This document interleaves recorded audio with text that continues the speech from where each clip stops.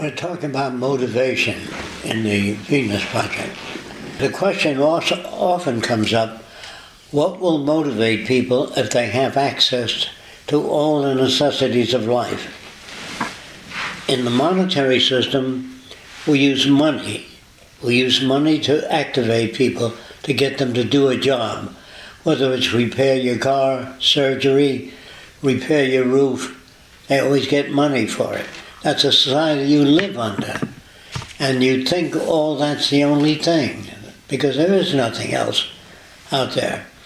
But you forget that many people, many famous artists who were, or a very particular famous artist who was a banker, who gave up banking.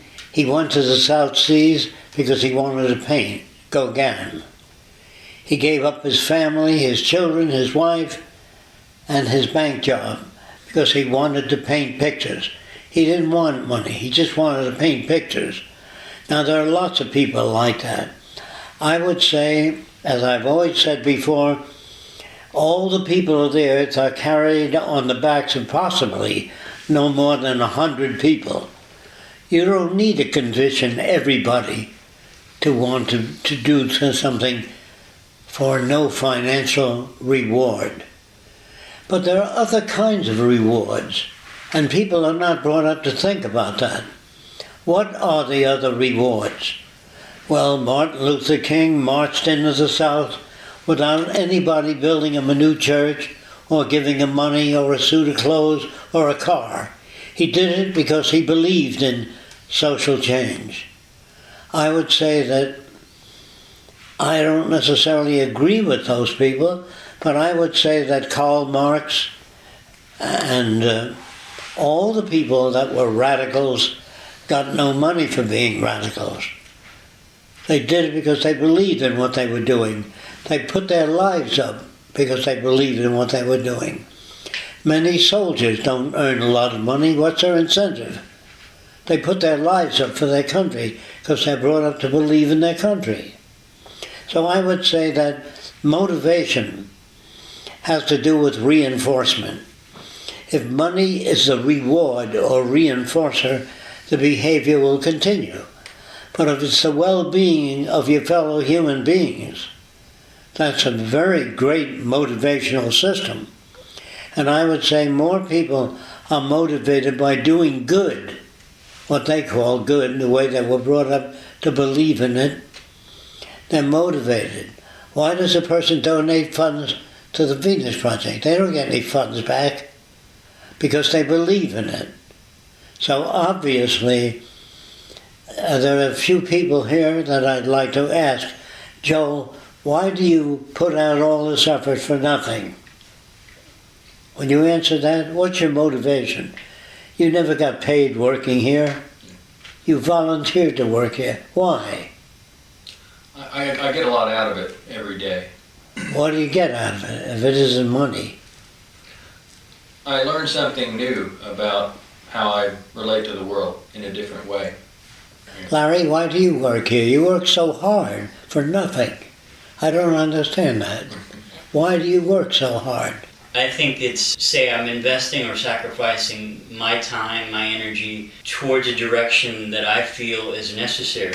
And what's the matter? You can earn a lot of money on the outside. Yeah, I did in the past, but as you say, the rewards, really, it doesn't come close to the results of maintaining or upgrading whatever I can to contribute to the Venus Project. It's not a matter of the monetary, there's no money involved, right? But it's the opportunity to contribute whatever it is that I can to help you. And Roxanne, it's whatever it is I can do to assist to have this become tangible in the future. Yeah, but there's no promise of reward. This may not work. I think that it really can, Jacque. We're going to have to eventually go to this direction. Okay. Out of anything out there, I think this is the best organization to be part of. Okay. Roxanne, why do you work for 30 years and you never got a buck out of this work at all? I lost all my money into it. I don't see anything else out there worth working towards. I think it's the most significant thing I've ever seen. What have you got to show for it, though? What have you got in cash or property? Not a penny. Not a penny. Why do It's you more work? worthwhile because I think you gave me a brain. It gave me a platform to look at the world through that makes more sense than anything I've ever seen. I don't see anything else out there worth working towards. You work to yourself. There's no security in this system. You can save up hundreds of thousands of dollars. You can get cancer and you can kiss it all goodbye. This system is running the people and the earth into the ground, and I don't see any solutions within this system. The Venus Project's the only system I've seen that may have some hope for the future. What about guys like Gandhi? They worked all their lives to free India from England. And he did it not because anybody deposited anything in the bank for him. He did it because he believed in it. I think this is true of Martin Luther King, of everybody that worked, that believed in what they were doing. The early scientists were tortured, ridiculed, and imprisoned for what they believed. They weren't given any money. In fact, they lost their income by working on things they believed in. And I would say that even Einstein was failed in school in mathematics. They said he'd never amount to anything, the teacher. But he believed in what he was doing, and he went right on doing it. Now, I've been working for 75 years for nothing. I never got any money for it. In fact, I lost money doing this. But that is not my motive. My motive is a world without war, without hatred, without prejudice. And the possibility that that might occur is enough incentive for me to go on working in this direction. I see no reason to work for a personal life. A personal life is shallow and also bankrupts the human brain. I would say people that live to themselves die to themselves. And they have nothing to show for it because they have no meaning in life at all. And so when you work for a cause or something you believe in, no matter what it is, you're working because you believe in that something, because you accept that something as more rewarding than financial gain. That's why I believe people do this sort of thing. So the motivation for people is the end goal toward working toward a society with less crime, less aberrant behavior, more security, restoration of the environment, restoring the oceans to as near a natural condition as possible. And if that isn't incentive enough, I'm not interested in people whose incentive is only motivated by money. One of the questions was, what would give people the incentive to learn something like mathematics because it's so arduous a job for so many years? We don't teach mathematics. We give them a reason to want to learn mathematics. That's quite different than teaching children how to read.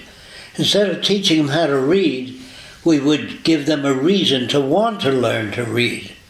This is very different than teaching people the ABC or spelling or mathematics or chemistry. What motivates a person to study chemistry? Well, could he make a lot of money as a chemist? Not necessarily. He'd make more money as an investment banker.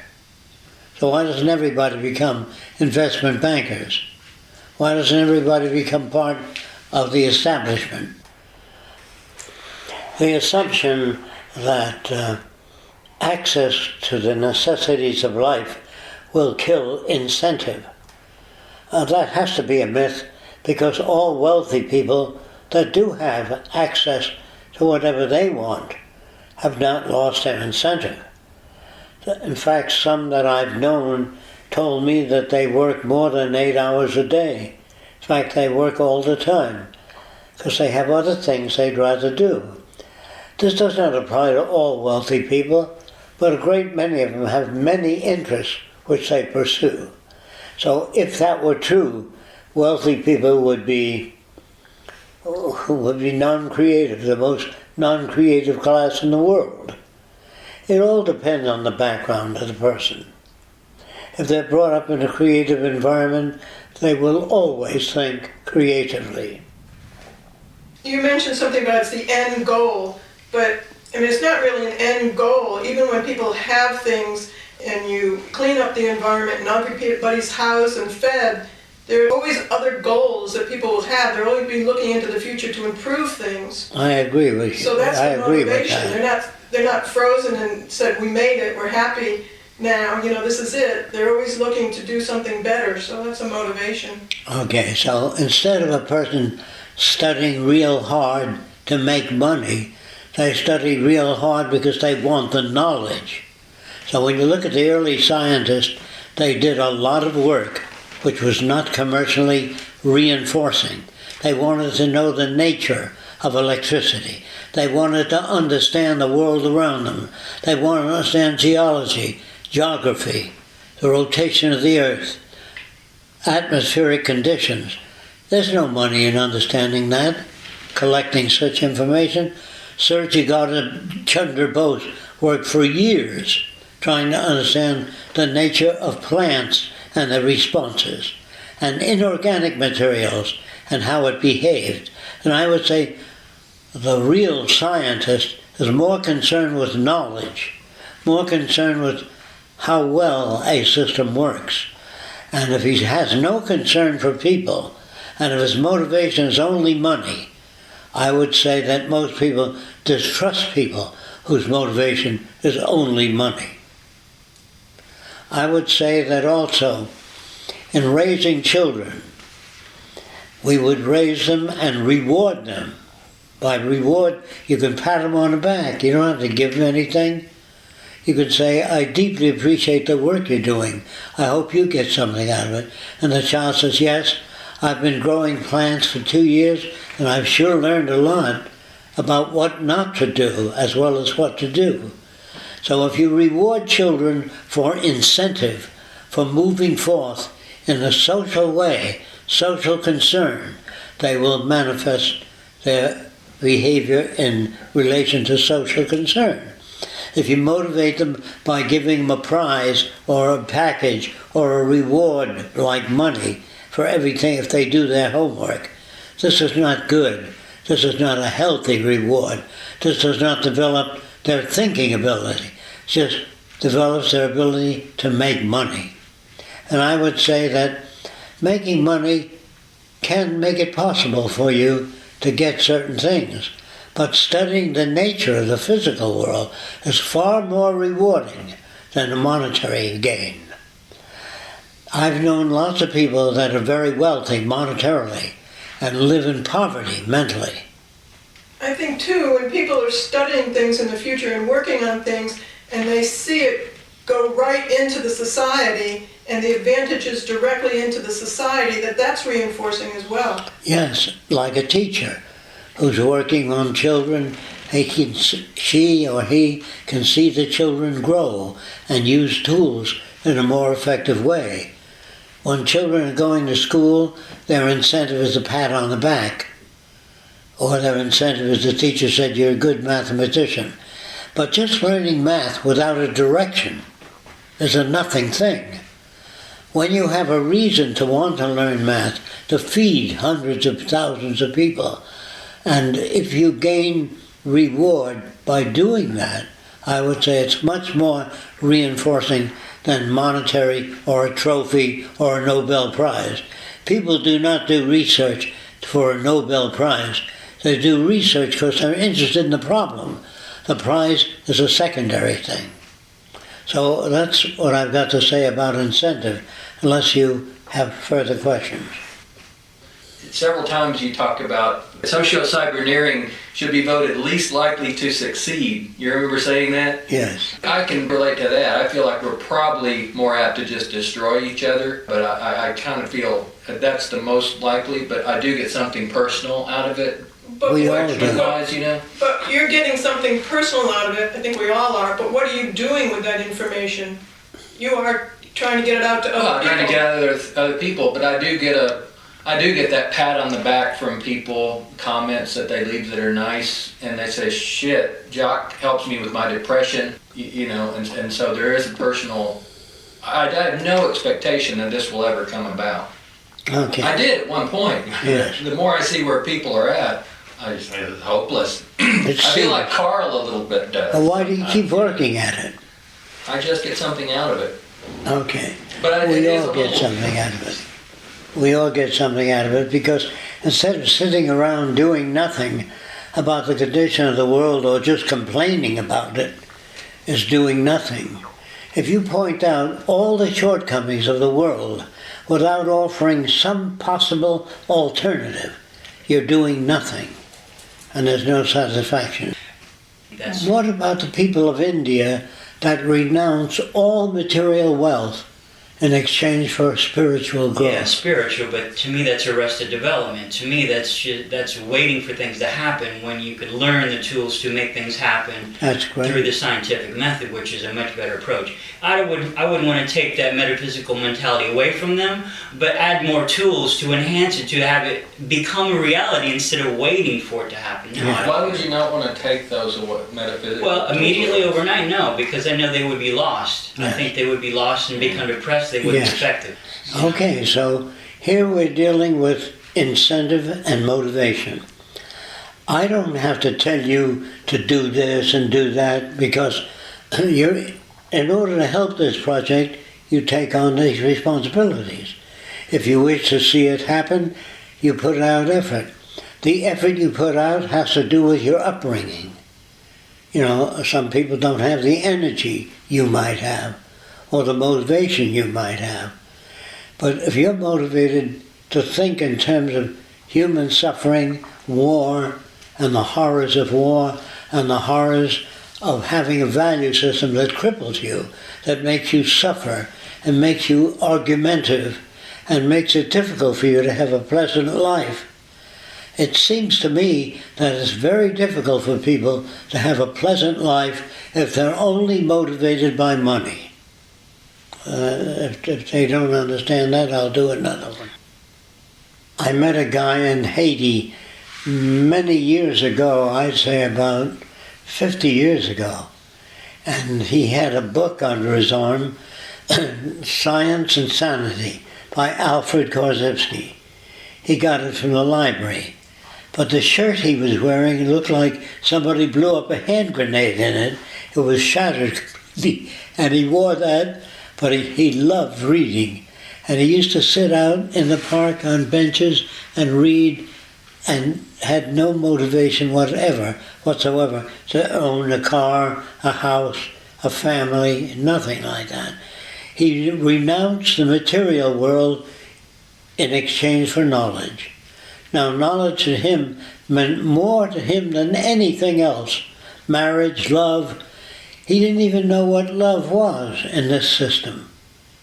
He saw people that were in love, that had gotten divorced, that get into fights, that things don't always work out so nice. As the package says, they got married, walked into the sunset, and lived happily ever after. I would say that's more propaganda than reality. So I would say that if you know how to raise children, if you study books like Science and Human Behavior by B.F. Skinner, you'll get a lot of tools for motivating children.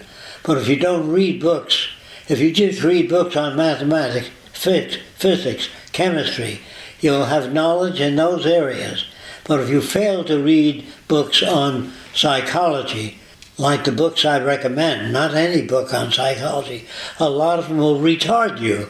If you read certain books on psychology, it'll set you back. The teachings of Sigmund Freud will set you back. The teachings of many people who are respected in this society will set you back. How to win friends and influence people. Books like that are corrupt. They do not deal with winning friends and influencing people. It's motivational technology, which is good for sales only. And when you sell a lot of products, you might become neurally bankrupt, although you're a good salesman. So I'm saying There are books that can help you understand how to motivate children. And once you learn that, you'll notice that it works. And you'll know that you cannot go back to the older system and hope that your children become smart and hope that your children become creative. But if you know how to make them creative, which I have talked about in many sessions, in one instance of making my own child creative, I tell this story many times, and I don't mind repeating it again. I wanted my boy to become very creative. I said, how do you do that? So I don't know. So I read the lives of many famous people. What made them creative? I found out what those mechanisms were. And so the way it was applied, I talked to my son about animals in the zoo. And he said to me, Daddy, can we go to the zoo to see these animals? I said, yes. He said with great anxiety, when? I said, next month. Next month? He didn't like that at all, but I wanted to build a hunger in him for it. And when Saturday approached a month later, he says, we're going to the zoo tomorrow, aren't we? I said, yes, we are. And I noticed in doing that, delaying it, he really studied every animal. If I took him right to the zoo, he'd probably hope the monkeys would jump around. So kids throw spitballs at the monkeys to get them to jump around, you know. And so I found that most kids are more than fulfilled. They're given rewards, toys, all kinds of things, and they got a closet full of toys, and the parents wonder why they have no incentive, because they haven't been rewarded for what they do. They've been rewarded, period, because Daddy didn't have all those toys when he was young. So they buy the kid all the stuff they never had, and they wonder why their kid behaves like a blob. So when I took my kid to the zoo, I said, when he was looking at all the animals, when he seemed to have terrific drive towards studying the animals, I said, I have a business appointment in town. I had no such appointment, but I took him away from that when he was high. And I put drawing paper in his bedroom and clay. I knew what would happen. When he came back, he saw all that stuff. He started to make animals out of the clay. He made giraffes and dinosaurs. They weren't very good. So I said to him, outside and play. He said, but I like being alone, making things. I said, outside and play with the other kids. Since he learned to like being by himself, he didn't depend on the other kids for reward, or that'll never fly, or I can run faster than you. All he met was competitive behavior. Not all kids, but most kids. And so that was not good. But at home, when he was making all the animals and enjoying it with a great big grin on his face, when I said out and play, I disrupted that creativity, which he couldn't wait to get back to. Do you understand? Now, he became very good at illustrating and making things. My little girl, when she was 3 years old, I wanted her to think about the environment. So I put a wrench on a nut the wrong way, and it kept slipping off. And I put her on the wrong way again, intentionally. And she was 3 years old. She put her little hands on her hips and said, Daddy, that's no way to do it. So I put her on the wrong way again. She says, I'll have to show you how. And that is getting kids to participate. I made a cardboard house, and I glued the windows on too high, and I glued the door on the wrong angle. And my little girl said, that's crooked, that door. I said, what's the matter with it? She said, it's crooked. I said, I don't understand. So I'll show you. She put it on right. She put the windows the right place, the door the right place. I invited participation. I wanted my little girl to be interested in music. So I knew the girl next door that had a piano that could play. And she liked certain music. And when she sat at the piano, I told the other little girl to interrupt her when she's beginning to say, hey, this is fun. she's got a little tune, Yankee Doodle went to town. You know, when she played a little bit of something, she goes, I have to practice again. She says, oh, gee, you know. And so you interrupt that. And then I say, do you want to take music lessons? She says, when? But if you let them stay there till they saturate, it kills incentive. Do you understand? You have to understand human motivation, not the desire that your children will become smart and hope that they'll become smart. There's a way of making them smart, of helping them to become smart. Because this is what's missing in our society. Parents don't study children, but if they want to buy a house or furnish a kitchen, they get a gas range, a refrigerator, oven, a washing machine, because they know what those machines do. But if they don't know what they do, they don't miss it.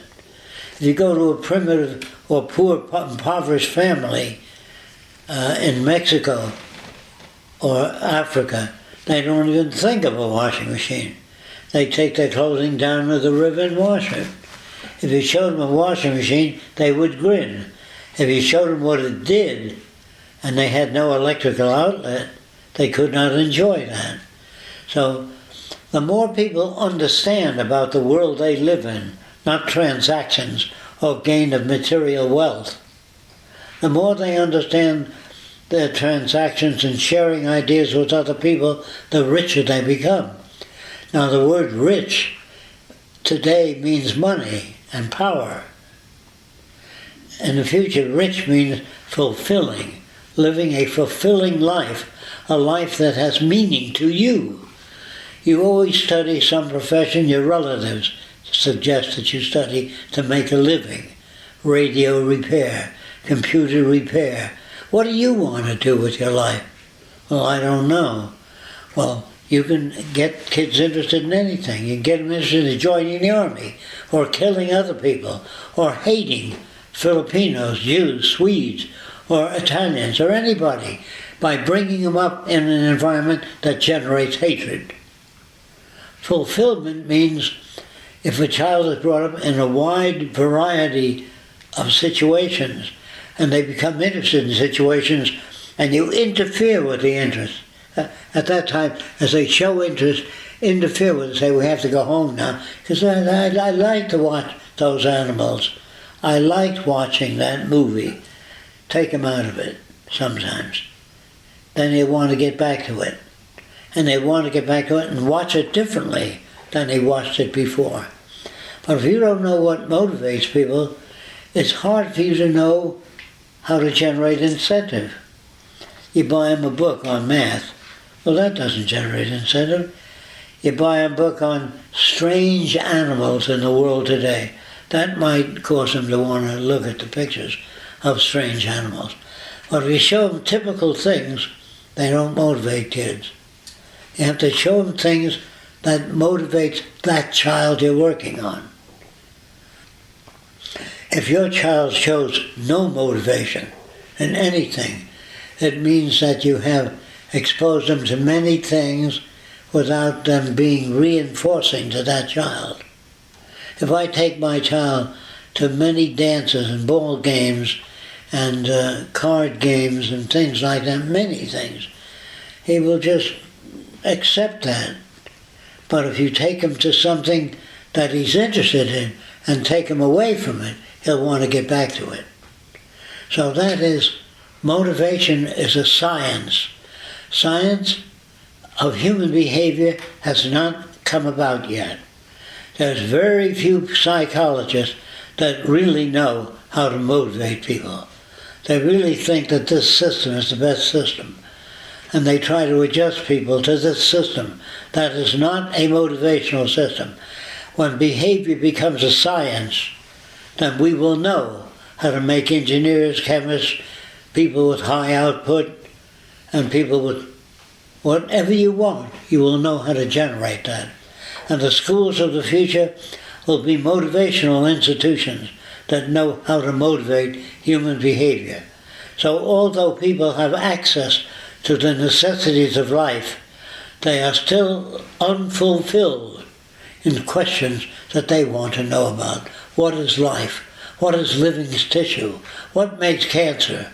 What makes heart disease? These are the things that people would concern themselves with in the future, not how does my new tie look? Or how do you like my new earrings? That's not any healthy motivation. That's decadent motivation or negative motivation. So in order to generate positive motivation, you have to learn more about the behavioral sciences. Look at our website.